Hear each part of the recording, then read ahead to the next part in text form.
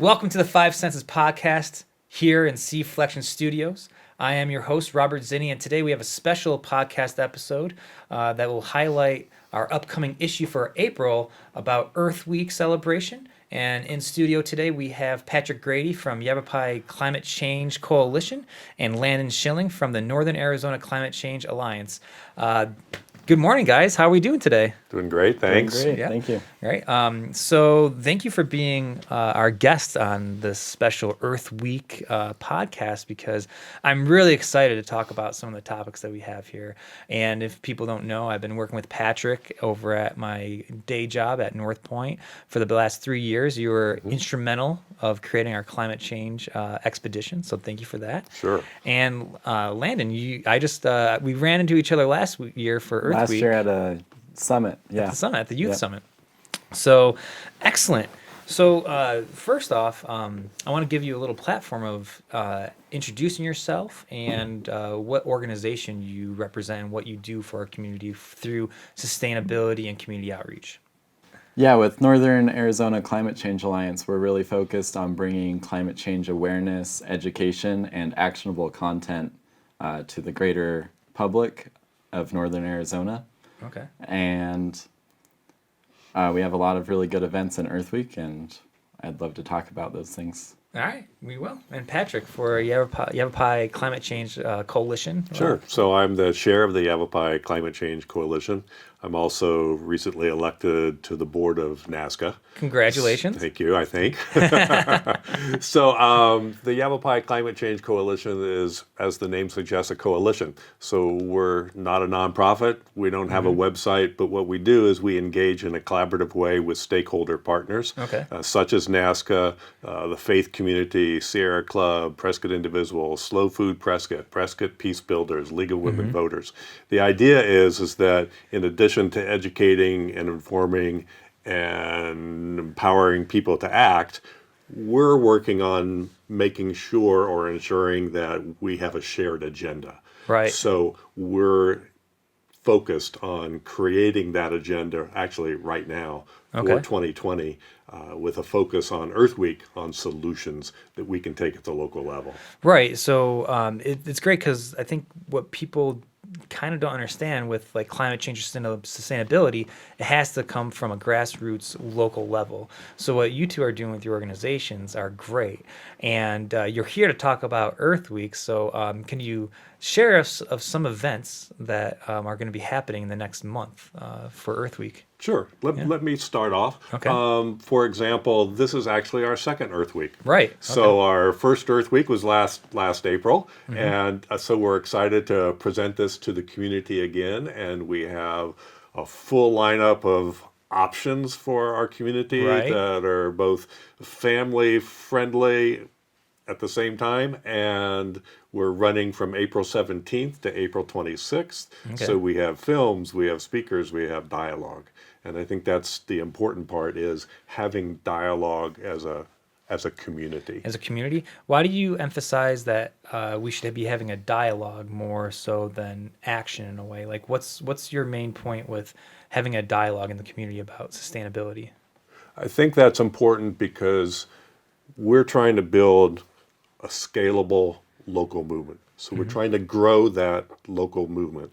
And to do that, people need to feel that they're engaged. Right. And so what our end goal is for this week-long series of events, is to give folks an opportunity to engage, and then we hope that they'll join what we're calling CATS, our CATS? climate action teams. Okay. And that's the key, I think, between the dialogue. If people feel that they've been engaged in the process of coming up with solutions, then they're more likely to want to do more than simply attend and listen to presentations. True.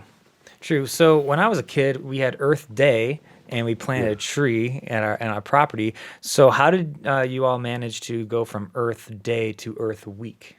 Well, our motto now is make every day Earth Day. I like that. Yes. Right. But we went from Earth Day to Earth Week because we felt that we had so much to share with the community. And we felt that last year was very successful. So, we're doing it again this year. the reason it's so important this year is this is the 50th anniversary of the celebration Oh, of awesome. Earth Day All right. globally, since it was created in 1970. So Okay. we're putting a lot of energy into this particular week, focused on the celebration of Earth Day on the courthouse. We're actually doubling the size. Earth Day Okay. on April 18th is sponsored by the Greater Prescott Outdoor Fund. We're a part of that planning committee, both NASCA and YCCC. And we've been able to secure additional space. So now instead of just being on Cortez from Gurley to Goodwin, we're now going to be on Goodwin as well from Cortez over to Montezuma. So Oh. nearly doubling the space and Nice. doubling the amount of booth participants that we can share. We're also going to be having presentations within the city council chambers Okay. on a variety of topics. So people have to stay tuned as that evolves. Stay tuned. Yes. Okay. And Landon, what are you planning to do for Earth Week? Yeah, I'm really involved with the youth action team at Prescott College, which is working in conjunction with Northern Arizona Climate Change Alliance, and we have 3 really amazing events going on. Okay. The youth are leading the Earth Rally on April 17th, the Friday, and we have on Earth Day itself, on Wednesday the 20th, we have a youth climate strike march, and everyone's invited. It's just the youth are leading it. And then we have a youth climate Sunday the Tuesday before on the 19th. Right. And we're going to have some really amazing speakers hearing from the youth. I think it's really important to get that input and that information from the young people, because climate change is really going to be affecting the younger generation the most going forward. Right. And so through just what's been happening in the last decade, it's very fascinating that the youth are taking ownership of this movement. And I think that is really something important to look at, not only in our community at a global scale, because like you said, Landon, it is their future they're inheriting, whether it is man-made climate change or cyclical, whatever, we don't need to debate that, right? Yeah. Change is happening, Yeah. and they're the ones that need to have the solutions to make us live and get our human civilization to the next chapter, if you will. Yeah, I think that climate change is really a symptom of a lot of other systems that are kind of imbalanced, whether that's economic or agricultural or transportation. There's lots of different areas of the way the planet is running right now that all contribute to the air having too much carbon dioxide. That's not just one thing. That we can't point at one thing, and that can be kind of scary for some people because the issue is so complex. But what it really shows is that we need completely new ways of thinking and looking at problems. And I think the youth are more prone to being open and ready to accept and conceive of new ideas to address these issues. Right. So when you go into schools and you talk about sustainability, what are some of the questions the students will ask you about sustainability practices or climate change studies? Sometimes it's even the really simple things. It's like, what does sustainability really mean? And Right. I like to dovetail that immediately into, well, I want to move beyond sustainability into what's regenerative. Okay. And by regenerative, it's how can we make systems that grow themselves and grow community and grow more food and grow more soil and grow more biodiversity, because those are the things that we're all seeing shrink. Right. Is that because of human population increasing with the resources dwindling? Is it because of the rising temperatures? I think that rising temperature is really a symptom of other systems. That change does make it so that we need to be more adaptable because climate change is happening. A lot of science says that we've passed the point of no return. Whether that's human caused or natural earth fluctuations, I don't even like to get into that argument because it's overly politicized. And at this point, it's unimportant because That's a good point. when I talk to people that deny that humans are one of the main causes of climate change, I'm not going to get into a debate about it. I have my own views, they have theirs. But what they never deny is that it's actually happening. They just say Right. that the Earth causes it. So no one's even really Right. arguing that it's not happening at all. And what I want to really bring to the dialogue in the conversation is, okay, this is happening. Our systems, especially of food, which is something I look at a lot, is that we're not resilient in our food systems because we have monocultural food systems. If climate changes too far in the Midwest, like we've seen flooding in the Midwest and we've seen crop failures in the Midwest, and Right. if you only have one crop, there's no food. And we're supporting a world population on this. So the transitions that address the earth warming up and might even slow it down also address having resilient food systems where if one part fails, another part succeeds. Right. And I'd like Patrick? to address two things. Okay. One, the resiliency while we're on that particular topic. That's a term that a lot of people aren't familiar with. Okay. And resiliency really means the ability to adapt to changing conditions. And hotter temperatures, even here in Prescott, are going to impact our quality of life. And we need to be a resilient community to Right. do that. I want to go back to youth for a second, though. Speaking as someone from an older generation, youth have truly been inspiring to my generation, and many in my generation feel that we have failed on this issue around Okay, climate okay. change. And so that inspiration is actually fueling a lot of my passion Okay. because I see young people stepping forward. So at the coalition, we actually raised monies to be able to pay for an intern, Annie Baker, Right, that Landen referred to. Annie is an intern for us out of Prescott College, and so we're able to put a lot more energy and focus on engaging youth, not only on Earth Day itself around the square, but also, as you pointed out, at a variety of events. Right. And if you haven't been to Earth Week or any of the climate marches, these people are rad and you should all go out and go to these marches because in September they had 2 students give speeches. Yes. And again, it's very important to hear the young voice because a lot of young people think, oh, we don't have a place in politics. We don't have a place in change. But I think we all can agree, sitting around this coffee table, that this one issue can propel this generation to do great things. It gives me great hope because when you give a solution or a problem or something with critical thinking when it comes to climate change, the kids that I have taught or interacted with, they come up with some really wild ideas that are going to hopefully help us with the changing climate, if you will. All right. Exactly. Climate change, all right, or the warming of the planet, impacts everybody. It's kind of like the coronavirus. If you don't want to believe in science, it's still going to impact you. So it's Right. nice to see that you're all bridging gaps, if you will, with people in our community. Because when you talk about sustainability in the Southwest, we're talking about drought and water resources, right? What happens if Prescott gets shot up 5 degrees, if you will, Right. And if you need more information, always go to 5enses.mag.com, go to our community calendar, and you'll have all of Earth Week events going on. All right? Exactly. Cool.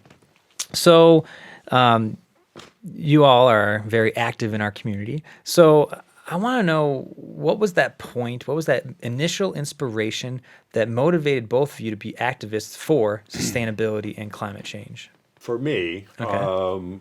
it actually started after I retired, candidly. I worked for different cities around the country, and my last position was with the city of Phoenix. And so we moved to Arizona in 2000. When I retired, I got involved with a local group in Cave Creek, Okay. a little town in northern Maricopa County. Yep. And we started working with the city council on sustainability elements to be incorporated into their planning process.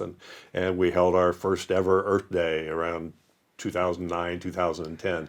So that really started it for me. But the real turning point was actually kind of twofold. Part of it was attributable to my faith journey. Okay. And what I saw happening in the planet was candidly breaking my heart. And I actually stopped writing books and started taking that kind of time that I was putting into research and writing and devoting it to climate change. And around that same time, Naomi Klein came out with a new book called This Changes Everything, and the movie followed that fall of 2014. And I became involved with a group called Arizona Interfaith Power and Light. Okay. Again, focusing within the faith community on climate issues. So, yeah, that's kind of a roundabout way, but Right. prompted by my faith and by seeing what was going on around me. Okay, cool. Landon? Yeah, so my background is in permaculture, which Right. is it's a system-based design science rooted in ethical decision making. Okay. I discovered that when I was 19. I found it's called Permaculture: A Designer's Manual. It's the foremost book on permaculture. I highly recommend it to anyone, although it is a little dense. Okay. I had recently dropped out of college. Something wasn't fitting for me in the mainstream academic education, which I definitely advocate for really good education and for people to pursue what they want. And I think college is great for a lot of people. And please go graduate high school, everyone. You heard it first, yes. I'm youth, and I told the youth, you got to go graduate high school. It's good for you. Okay. And then some serendipitous events led me to Prescott area. I live in Paulden on 7 acres with my wife. Nice, Which okay. she inherited that farm from her mom. And I got started with what I call a permaculture food forest. So we layer canopy fruit trees with berry bushes, with herbaceous layers and vining plants, and we mimic a forest using all plants that are beneficial to human life. Interesting. And in this okay. way, we can minimize the space that we need and the ecological impact that we have on a personal level. Right. This systems-based thinking moves into community and into the global scale, and these permaculture principles and ethics can be applied to any facet of life. So it's really hard to say what is permaculture. Right. And so about a year ago, I've been in the area about 5 years, but about a year ago, I decided that I really needed to get involved on a community level because we as a community really need to address this together. We can't self-isolate. We can't quarantine indefinitely. It's interesting to say that with the coronavirus thing going on. Right. You know, everyone's saying 2 weeks, but what about like a few years? And the climate crisis is not a short-term problem. Like, it's a generational problem. So Right. I'm not looking at my personal life ending abruptly like it's the end of the world, but I'm looking at my kids running out of food or my grandkids. We don't know how fast it is, but we have the time to transition, and permaculture is about designing those resilient transitions. I agree, and I think you made a good point about transitioning. It's not about we're having people change their lives when it comes to climate change. It's about how to be sustainable. Like, what was it? About 80 years ago, we had the Great Depression and the Dust Bowl, right? So that whole generation knew loss, where right now we could see our civilization falter because we have how many generations not having any of that adversity going on? So it's great that you all walk the walk, because a lot of people talk the talk and, you know, get on their soapboxes, but you're out in the community, Landen, with your farm that you have on your property. It seems like you're being economical and ecological with it to minimize your impact with Building the space. soil. Building soil, right? Because soil is the key to food production. Yep. Through very minimal means, I can build an inch of soil a year, and I hear it said a lot, like it takes 100 years to build an inch of topsoil. Interesting. Okay. That's really if it's completely abandoned and left alone in a degraded state. So that means humans came along and degraded the earth and then left it alone. That alone takes 100 years. But if we come in and we leverage natural systems, is what we call it, we look at what naturally happens and we assist that. So like normally animals come in and they mow down grass. Well, if I don't have animals, I can determine exactly when I want to cut the grass right before it goes to seed to give the most organic matter back to the soil, and nature does the rest. Right. Yeah, sometimes you just can't mess with nature, but you're assisting with it. We're assisting. Do you put probiotics in the soil to I do help it healthy? I make compost teas, so I make my own compost, and then you can aerate that in water, and that makes a tea. It's just like brewing tea, but it's cold. Right. And I also have some other probiotic mixtures that I use. I won't get into it right now because it's very We'll say that for another episode because Scientific. we can talk about probiotics and how healthy Yeah, they we- are not only for your immune Yep. system but for the soil Right. for about a couple hours. soil is our gut, and there's a gut-brain axis, so clears the thoughts too. Right. Yeah. Cool. Thank you for that. So the next question, like, because when you talk about sustainability or climate change, a lot of people, at least in America, don't see that like direct impact. Right. When I was in Thailand over the summer, I bought a rip-off basketball jersey, and I was talking to the store clerk, and he asked me what I did. I'm like, oh, I teach this and climate change. He's like, we need more people like you because we're the ones that see it more than anyone else because we have plastic wash up on our shore. With their society and the way that they have developed modernization in Thailand, they're just starting to think about sustainability. So to bring it on a local level, what do you see as the greatest or biggest ecological threat to the Quad City area? I think, candidly, it's wildfire Okay. and the impact, the devastating impact that wildfires can have on a community. And yeah, I think there's a general assumption that folks see that climate change is over there, it's not right here. But that really has receded a lot in the last several years. Right. Hundreds of communities across the United States are looking at climate impacts that are happening now in their community. And clearly, when you ask folks, even as you suggested, Landen, you ask folks, is climate change real? How many of you have seen hotter temperatures? I have. They'll all raise their hands. And we're seeing that here in the Prescott area as well. And predictions are that instead of having 7 to 9 days over 90 degrees that we currently have, we could have 3 months of over 90 degree weather. How's that going to impact our forest? There's a real threat, candidly, to the Ponderosa. So then what's Right. the impact on our tourist economy if we lose the Ponderosa forest, either through just the die-off of a long-term drought and increasing temperatures, but then exacerbated by wildfires. Right. And in our conversations with fire professionals, what we're hearing is that it's not a question of if we are subject as a community to that type of impact of wildfires, but it's a question of just when will that actually occur. So without throwing fear at our audience, the point is that there are folks that are working on that. And we're trying to assist that planning process by introducing climate impacts into their models. So Okay. we're working with the Yavapai County Office of Emergency Management, for example. We're also working with another outside group to do a climate risk assessment for Yavapai County itself. So again, it gets more embedded into people's thinking about, what's our future look like. So Right. as we were using the word resilient earlier, we need to be resilient as a community, both as citizens as well as local governments, as to how we're preparing our citizenry Right. to be able to adapt to a changing environment and the effect on biodiversity, as you've pointed out before, the effect it may have on local farmers, which Right. is already occurring across our country. I was going to say, I do agree that an immediate visible threat, the greatest one would definitely be fire. We live in a really dry area with a lot of trees.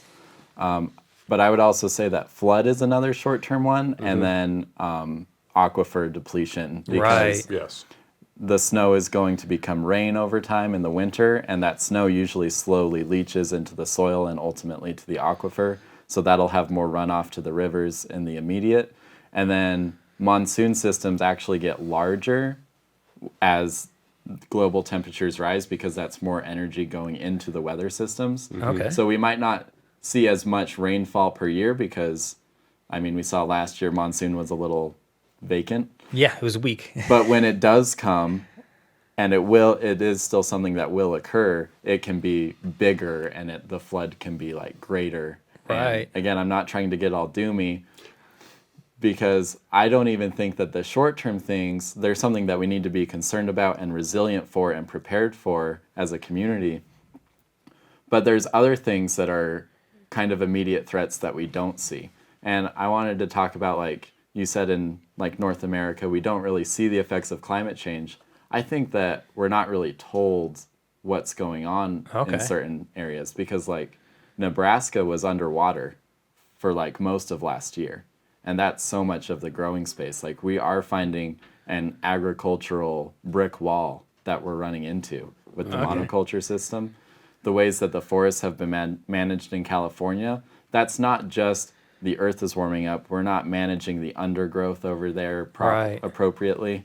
And so that's why the fires are getting bigger. The same thing happened in Australia. They didn't allow the natural bushfires, and the indigenous people there, they would do prescribed burning of the undergrowth, and that hasn't been going on for almost 100 years or so. Right, to replenish the soil and all that stuff. And to clear out the dead undergrowth. Right. Well, I don't think you are both being doom and gloom. I think there needs to be a healthy reality moving forward, because 2010s, that was the largest period of time where we have the hottest warming of the planet. You know, every year it seemed like, oh, we have the hottest year. Every year we have a different fire somewhere in the world, right?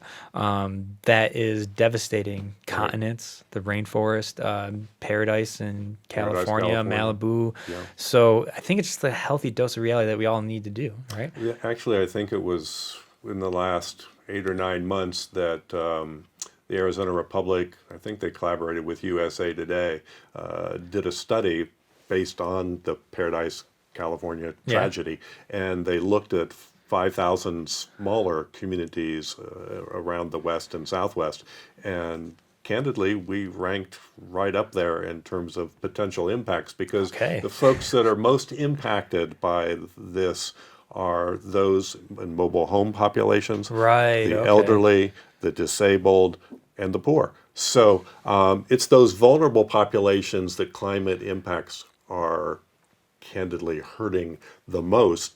And I think we may well see an exodus of not just coming here to Prescott from California or from Oregon and Washington, but we may see an exodus from Phoenix at some point. We may have our own climate refugees. Right. We're seeing it globally, of course, right now. Yes, we are. Whether it be in Africa or Central and South America, as fields who are that are subject to drought are now forcing subsistence farmers to move migrate north to look for economic opportunity. I mean, that's just one effect, one effect of climate change and the change in culture. So, you know, we are here with Patrick Grady and Landen Schaelling from Yavapai Climate Change Coalition and Northern Arizona Climate Change Alliance. And coming up, we'll be playing a vocab game about climate change related words and hear them about tips of how we all could be sustainable on a daily basis. Okay, great. Robert Zinni here from 5enses. Today we're going to teach you about social distancing with local bagpiper Russ Miller.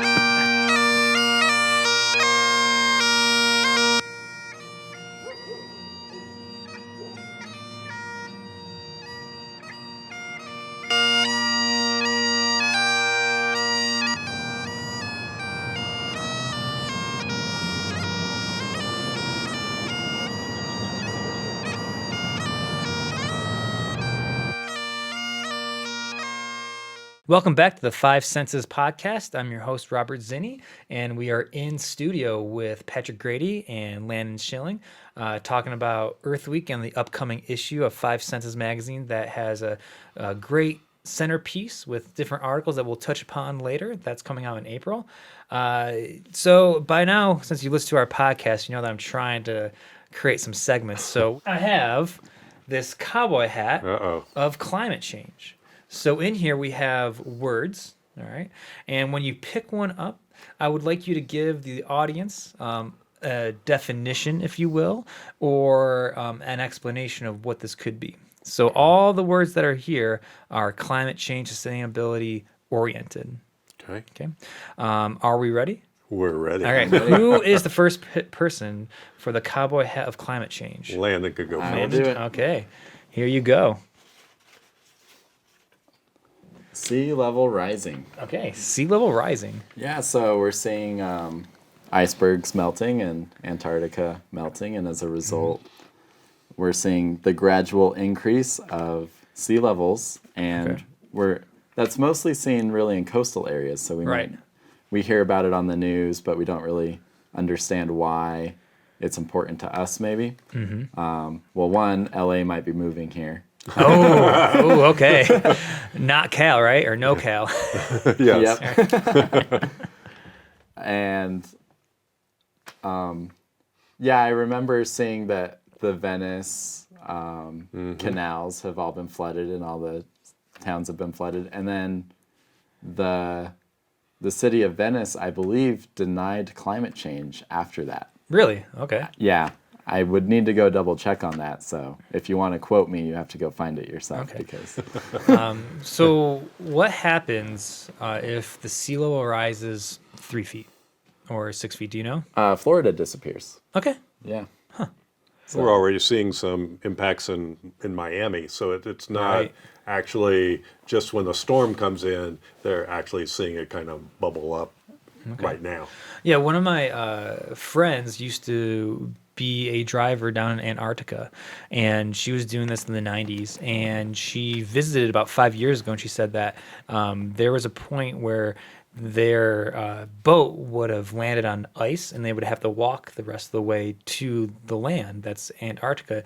She was there 5 years ago, and it's just all floating ice now. So they Yeah. have to go further with their boat.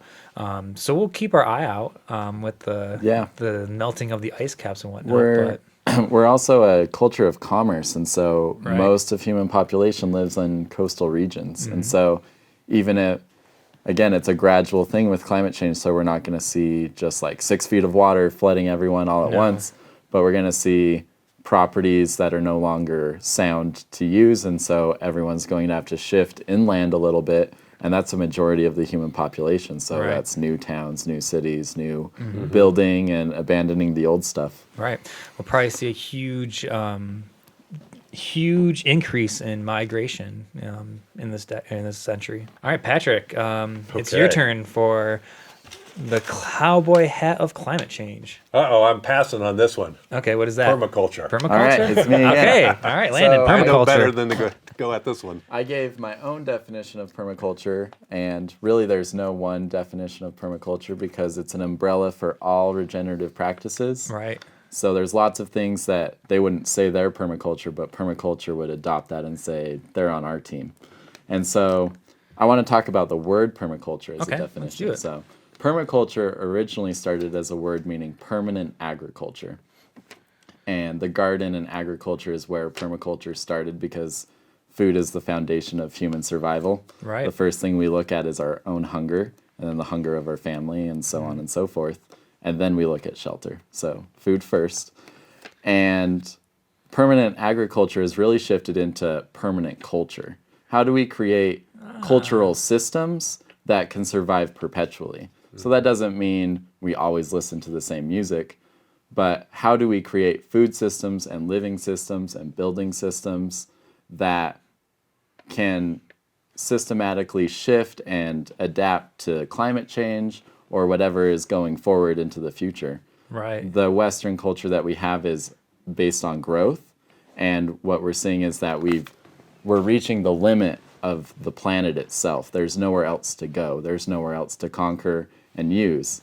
The Romans actually conquered Egypt because they needed the Nile Delta in order to grow food for themselves. Interesting. Okay, that's a fun fact. So that's why in permaculture we actually look to indigenous cultures of the local area and around the world, because indigenous cultures are the cultures that we know of that were able to survive perpetually within a closed land space. Right. And now that closed land space is the entire Earth. And some people are saying we should go to Mars instead. I mean, that's good, but if we're going to terraform Mars, isn't that going to take a couple thousand years or even not Exactly, happen? but it's So- a That's not a product plan of B. the Western expansion Right. thinking, and so permaculture is the antidote to that. Awesome. And what, like, people can do their own research, but like, there was a point where we went from nomads, hunters gatherers, to the agriculture part, and that's where you said we got our culture. Once they got that food system, they could store it, and then that's where our culture sparked with individualized jobs, if you will. Right? Yeah, and that's kind of agriculture more than the agricultural systems of indigenous peoples. Right. So like we maybe think of Native American indigenous tribes and people as being somewhat nomadic, but they were practicing levels of what I would now call permaculture, although it's theirs and their culture's heritage. Permaculture would adopt that. They were doing food forest systems. They were actively cultivating the land around them. They would move the herds of buffalo and deer when they knew that they needed to move on and maybe they were hanging out too long. And when American westward expansion came, we thought this was nature untouched. Right. But really it was these deeply cultivated perennial, meaning plants that live for many, many years as opposed to annual that lives for 1 year.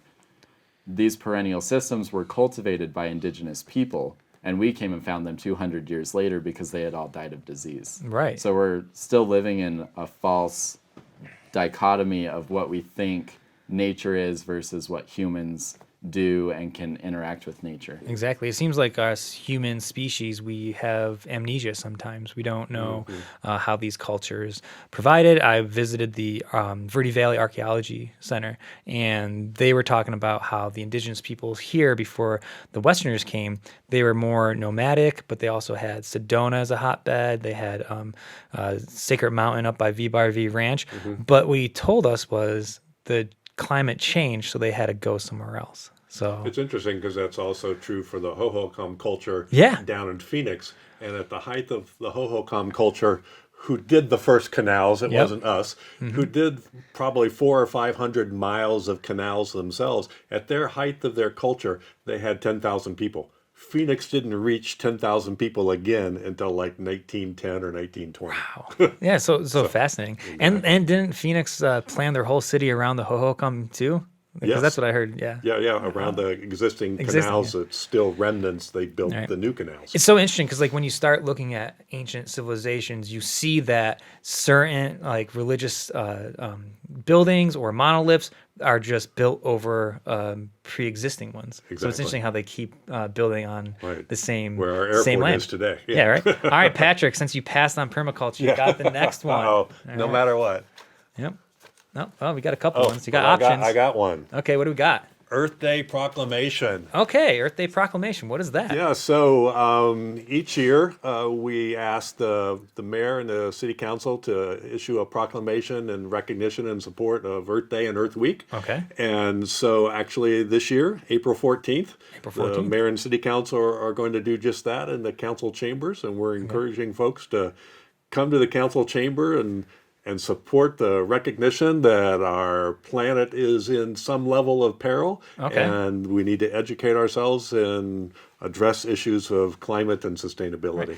That's great. So you've reached out to the mayor and city council, and is this their first year doing it, or they did it No, last year? I think it's a tradition. A tradition? Okay. Well, that's awesome. Yeah, it is. All right, cool. All right, so we got one more. I think I did too. You did too. So Patrick, I get another all right, draw? lightning round now. All right. All right, last one. What do we got? Climate change. Ooh, isn't that like an evil word, or somebody Yeah, get well- triggered with climate change, right? First of all, it's not the weather. That's not climate change. Right. Second of all, yeah, I think that ideologically climate change, which I'll come back to in a second, but ideologically, I think it's created an unnecessary partisan divide. Yeah. Because when you look at polls, national as well as in Arizona, you'll find that the numbers roughly everywhere, the numbers roughly 70% agree that climate change is real and climate change is happening. And then it drops off just a tad that climate change is human induced. So there is large general agreement, but because it's become part of the partisan divide, it tends to create some level of controversy.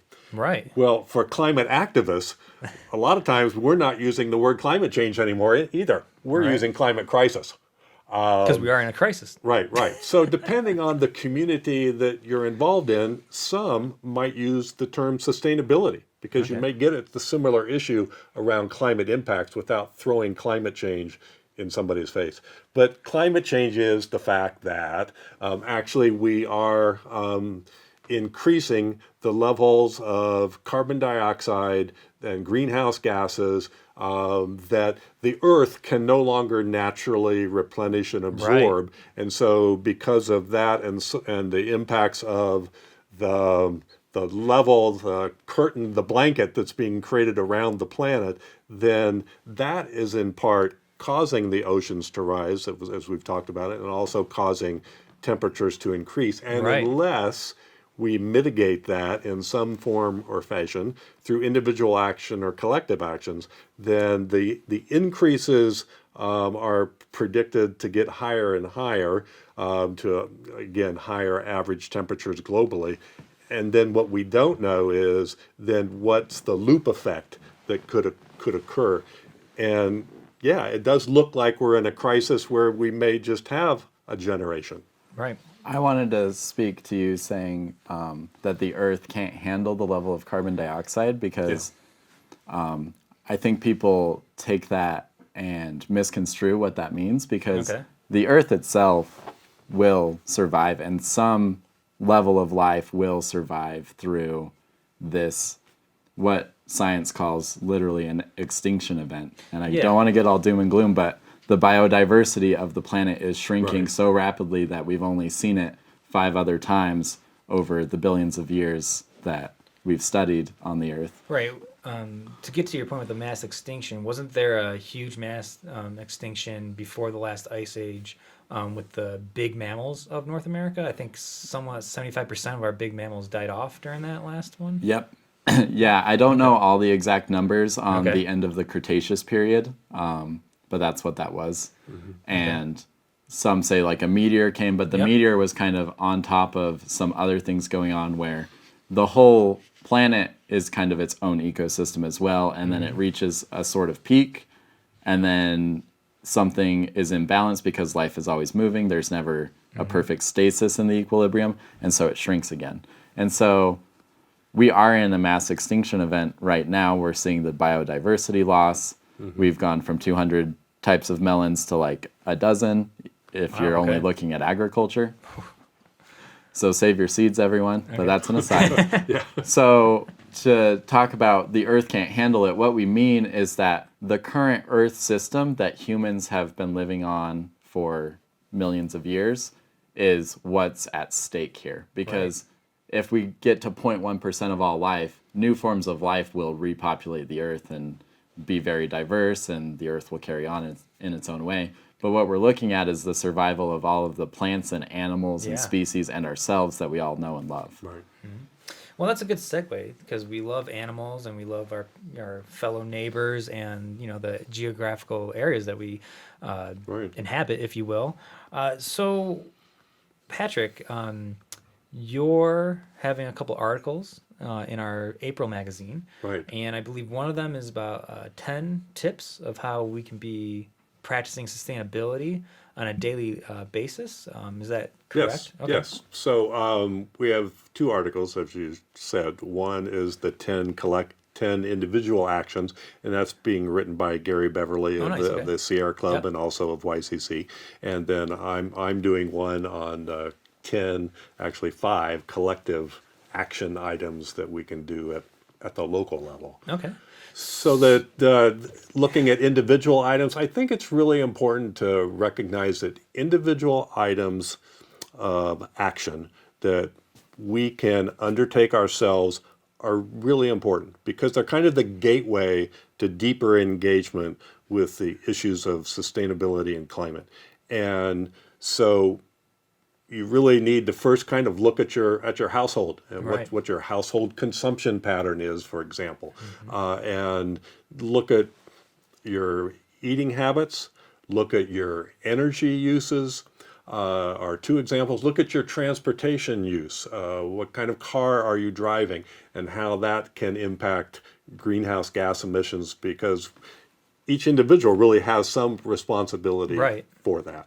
And there are a variety of things that one can do, and a whole laundry list that you could probably Google, 10 top items that individuals can do to impact climate change, and you'll come up with a variety of different ones. But they're all pretty basic around, those 3 or 4 areas, including the food system that I mentioned. So just to start, for example, you can look at solar. I mean, we're Right. Arizona, right? And even our own APS that spent $40 million trying to defeat Prop 127 a couple Yeah. of years ago is now moving to renewable energy. Well, as individuals, we need to move towards more use of renewable energy. So that means taking a look at your home energy use, Right. maybe going solar with rooftop photovoltaic, maybe going solar with your hot water heater, looking at energy enhanced efficiency through Energy Star appliances. Okay. Yeah, a whole range of things in the home energy use. In transportation, you could look at ride sharing.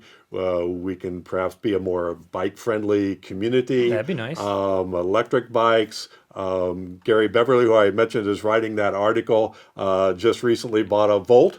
So Okay. buying an electric vehicle, getting electric vehicle charging stations around town to make that more common. And then Landen wanted to talk about more the kind of the food system Right. Yeah, I impacts think and things you can do. where we put our money, especially too, like buying local food, like we think of our own personal transportation, but how far did your food travel? Right. How far did your clothes travel? Making sort of investments into local economy has amazing benefits for the climate and for community resilience, where if we keep money close to home and close in our community, we enrich everyone around us, and they're able to re-support us. Money moves a lot more fluidly and a lot more effectively if you keep it at a local level. When you shop at the big store, it's gone. And I'm not saying stop shopping at the grocery store, but go check out the farmers market. Right. They're starting up downtown on Wednesdays 3 to 6 starting in April. Okay. So I know a lot of people can't make the morning on a Saturday. That's Right. a really busy day, but you can even like sneak in after work if you get off right at 5 and it's just right downtown, and Where downtown is that? it's going to be on the square. Okay. Yeah. That's excellent. Yeah. Yeah, they're just starting that up. I want to piggyback on the money aspect. So one other area is kind of follow the money. So largest impact on greenhouse gas emissions is obviously the fossil fuel industry. Right. So our listeners may be doing their banking with banks. I won't name names, but banks that are constantly funneling their investment dollars into the fossil fuel industry. Or you may have your own investments, and those mutual funds may be investing Right. in the fossil fuel industry. So follow the money and divest. And reduce your demand on the fossil fuel industry as much as possible, Yep. which again, shop local, Right, drive right, less, ride share, etc. It's hard. Things we've heard a lot. Right, it's hard to get away from fossil fuels because we're so ingrained with that infrastructure already. So it's going to take some time where we can have Yeah, It's a multiple. transition. It's the Yeah. transition. Yes. And to go off of your food, I mean, when you change your lifestyle to be a little bit more sustainable, you're also being healthier. If you cut out certain foods, like for Yeah. me, I eat a lot of fish and chicken, but that goes towards my diet because I want to feel good. I want to have those probiotics and good, healthy gut, so I don't compromise my immune system. So really, when you change your style to more sustainability, it's like there's no negative effects. Right. Can you Yeah. speak about that? Like, if somebody, like, you're promoting your 10 healthy tips to be more sustainable, like, is there any side effects? Is there anything negative? Because I can't think of anything right now. I can't. I would just add that from a food system perspective, and I know Landon can address this as well. If you look, there's a book called Drawdown, Drawdown? And Okay. it focuses on the top 100 solutions. It's written by scientists, so it's based on fact. Okay. And in there, if you look at the top 10, 6 of the top 10 are related to food and agriculture. Okay. And point being is that your individual behavior, as Michael Pollan, who has written The Omnivore's Dilemma, Great book. says it is, says you're voting 3 times a day Yep. with your fork in terms of what food you're choosing. So individual behavior within the larger food system really is a key factor in how we can societally potentially change through our changed eating practices, more plant-based diet, Right. to positively impact our climate and produce a more sustainable and even just society. I think so. And you all hit good points about being local, because if we do go to the doom and gloom scenarios like we were talking about, That's all you got. that's all you got, and it'll be. And going what if back. we had a thriving food system here before the Midwest can't supply us food anymore? Exactly. What if it was already in place? But the only way to have it in place is to put your money there beforehand. True that. One True of that. the other issues that clearly is at the forefront of our minds is we're really a throwaway society. Yeah, we are. And candidly, whether you're a person of faith or not, even Pope Francis in a book called Laudato Si, an encyclical, pointed that out, that the consumption of our global economy is such that it leads to rampant consumerism and it leads to waste. So Yeah. the kind of the 3 R's of sustainability are reduce, reuse, and recycle. Yeah. And so that throwaway society order. is Reduce first. there's just huge issues around food waste. Okay. The data out there suggests we Half of all waste. food is thrown away from grocery stores. Well, actually, Okay. through the whole system, Through the from the whole, yeah. farms, through the grocery store, through our own food waste that frankly goes into our landfill, creates methane, Right. et cetera, et cetera. So, looking at single-use plastics and what can we do about all this? Yes, there's individual yeah. behaviors that we can implement ourselves without asking anyone's permission that can positively impact our efforts to become more sustainable and more climate friendly. Right. And so, great information. I can't wait to see the article that will be in 5enses in April. Right. So my last question before we leave today, I usually like to ask our guests about some intentions, because I'm a firm believer when you put an intention out in the universe, at some point the universe will help you with that intention. So based on both your organizations, the Yavapai Climate Change Coalition and Northern Arizona Climate Change Alliance, Right. what would be your intention? It could be for the next month, could be for the year, or the whole movement, right? Big picture stuff or small picture stuff. So what is your intentions with your activism in sustainability and climate change? You should go first. Yeah, my intention is to really see this upcoming generation really step into the power of leading the charge, and really at a local level, because what we're seeing is a global local movement.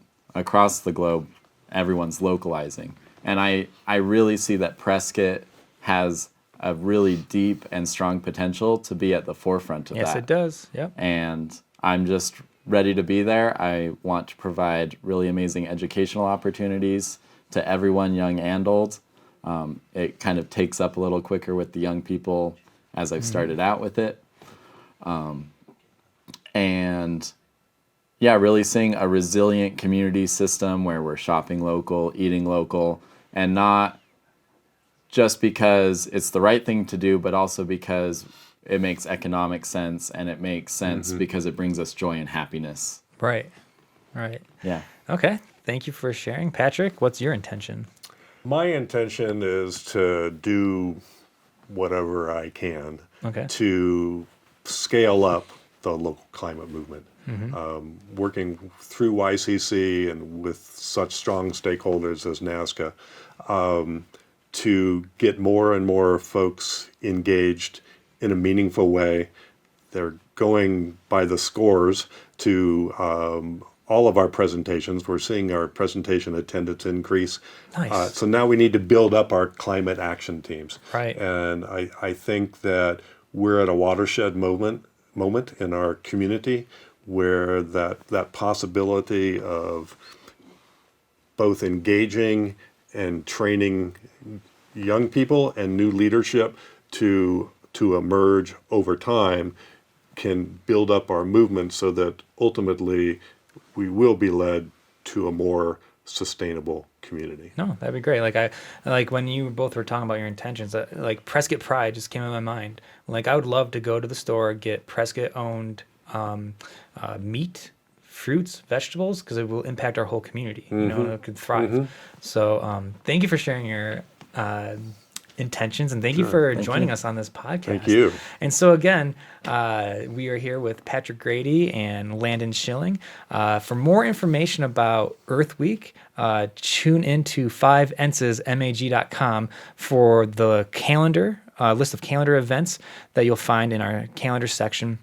But also, stay tuned to next month's issue of 5enses magazine, where the whole focus and centerpiece will be about Earth Week, the tips that you can be with more sustainability, and other fun facts, if you will. So keep turning the pages at 5enses magazine, and for more content and more podcasts, log on to 5ensesmag.com.